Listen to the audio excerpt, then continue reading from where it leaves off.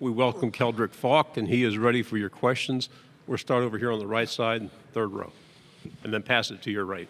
Hey, Keldrick. Johnny Condon, ABC 3340 in Birmingham. Coach Freeze was up here earlier talking about he's giving everybody on the team a personality test. I'm interested. Have you taken one of those yet and what that entails?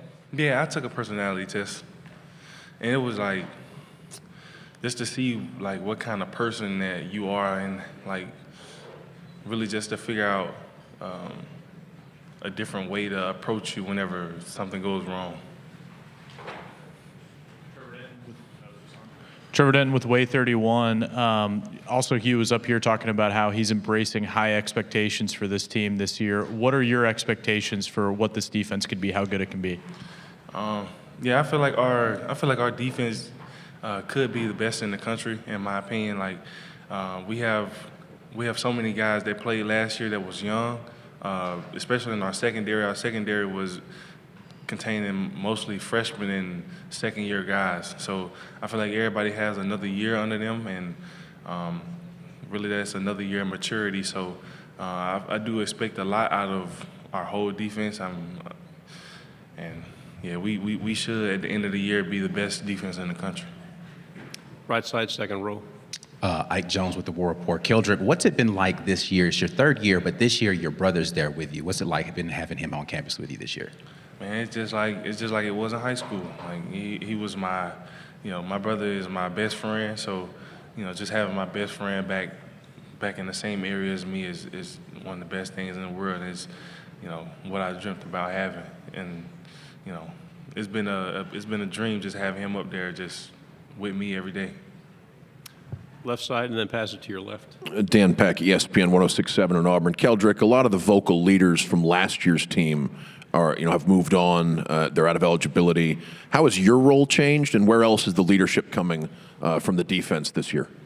Right. So yeah, last year I was one of the leaders that led by example. So, like you said, a lot of them left, and they were one of the most vocal ones on the team. So I had to take over that role of just being a little more vocal, letting people hear my voice, because a lot of people like to say when the team hear my voice, a lot of people listen. So just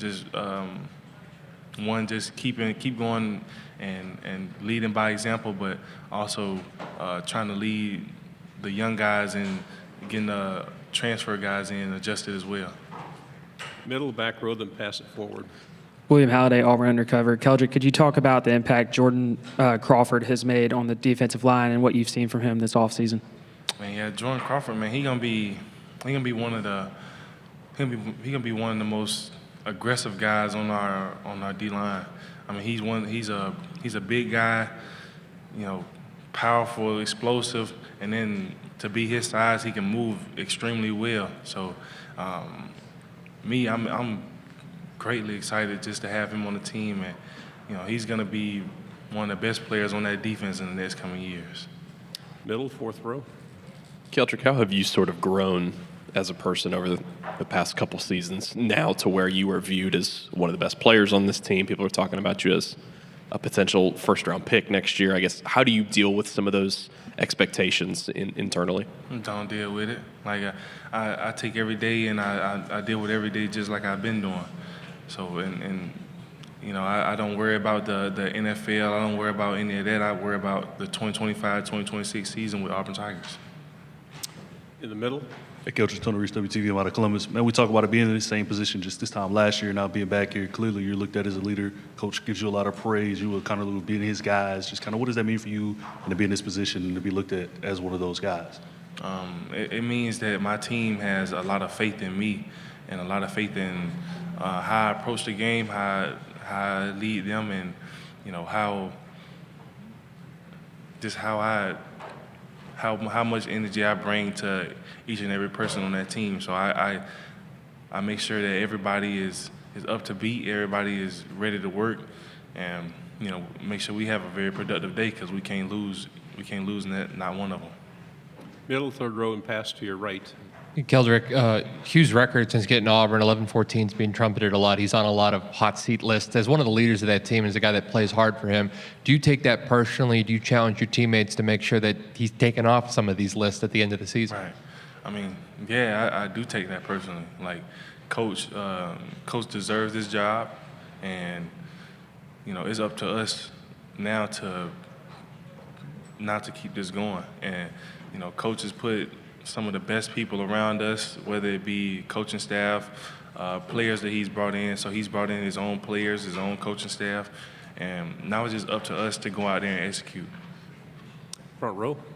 Keldrick, you guys opening with Baylor this year, a little different than the last two openers y'all had. How much of a difference do you think that's going to make kind of in fall camp or preparation, or have you seen it kind of guys being maybe a little bit more focused, a little more energized, knowing y'all are going to have to be really sharp in week one? Yeah, so, Baylor is they're not a pushover team. So, man, we coming in, we're opening up the week of fall camp just with a focused mindset. I mean, we're surely not gonna, keep them in our main focus when we first start off. But man, we're definitely gonna prepare like we're playing them that following week. Third row. Just how much urgency have you felt this offseason to turn things around? Sorry? How much urgency have you felt throughout the offseason, throughout workouts, to turn this around and get that winning season that's been elusive? Man, yeah. So when I came through high school, man, I was never used to having a losing season. So, man, and a lot of guys that come to Auburn, we never was used to having a losing season. So, I mean, just to get back to that winning way, our winning ways is vital for me. Like, I want to feel the drive just for at the end of the game, to know that we didn't put a team away. And for us to do that, we gotta be more consistent. I mean, we practice consistent. We have to work out consistent. We have to eat, drink, and sleep consistently. Third row. Ginny Duffy, Auburn on SI. There's been a lot of talk about the Auburn-Georgia game being cut. What's your take on that? What does that game mean to you? She said what it was? With the 9-game conference schedule, SEC's looking to expand. They might take Georgia off your schedule. How would you feel about that? Well, no, they can't do that. Yeah, they can't do that right there. Like, Georgia is like one of the games we look forward to playing. So, we have to keep Georgia on our schedule. On the right side. Alex Byington on three. You kind of touched on it a little bit, but you're putting pressure on yourself personally. But how much pressure is actually on this team to have a special season there, year 3 with Hugh and that kind of thing? Yeah, I feel like it's a lot of outside pressure on us just because of the past 2 seasons. But I mean, man, I feel like our team is so much more confident than they were in the past couple of years.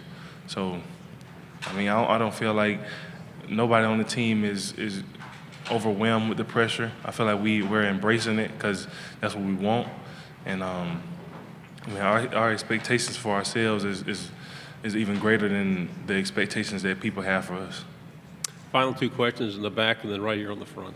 And Keldrick, up here for the second year in a row representing the pass rush. Where else is the pass rush going to come from for Auburn this year? Who else can you single out as a guy people should watch out for? Man, yeah, Keiron Crawford, man, he gonna be one of them guys that gonna have a breakout season this year. I mean, he was one of the guys that came in later on in the season and gave a great pass rushing presence.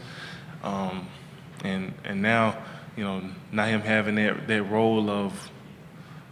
Now he done played a year in the SEC. He gets a feel for it.